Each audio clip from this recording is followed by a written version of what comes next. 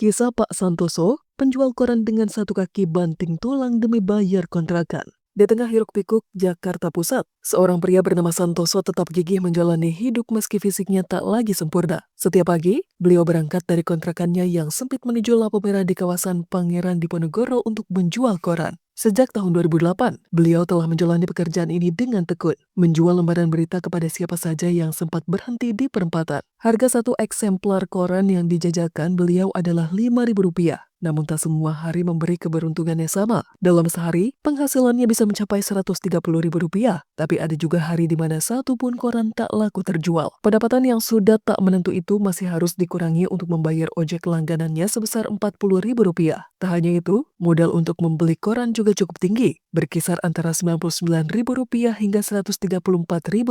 Setelah dihitung, kadang keuntungan bersih yang dibawa pulang tidak seberapa. Bahkan bisa habis untuk ongkos dan modal. Usia beliau kini 37 tahun dan tinggal di sebuah petakan berukuran 3x3 meter bersama keluarganya. Kontrakan yang ditinggali beliau berada di Kramat Pulau Dalam 2, Jakarta Pusat, dengan biaya sewa bulanan Rp1,2 juta belum termasuk listrik. Dalam ruangan sempit itu, beliau tinggal bersama istri, 3 buah hati, dan ayah mertuanya, membuat kondisi jadi semakin sesak. Dalam sepekan, token listrik yang harus dibeli mencapai Rp50.000 untuk memenuhi kebutuhan rumah tangga. Total ada 6 orang yang hidup dalam satu kontrakan, saling berbagi ruang dan kenyamanan yang terbatas. Beliau memiliki 6 buah hati, 2 diantaranya adalah anak kandung, dan 4 lainnya merupakan anak sambung dari istri keduanya. Dari pernikahan pertama, beliau memiliki 1 anak kandung, namun kini telah putus kontak karena kehilangan ponsel. Buah hati kandung dari pernikahan keduanya masih berusia 5 tahun dan tinggal bersama beliau di kontrakan kecil tersebut. Anak sambung pertama beliau sudah menikah dan hidup terpisah, sementara anak sambung kedua disekolahkan ke pesantren. Anak sambung ketiga saat ini tidak sekolah karena keterbatasan biaya, meski ada niat untuk mendaftarkannya ke pesantren juga. Satu lagi buah hati sambungnya masih duduk di bangku kelas 5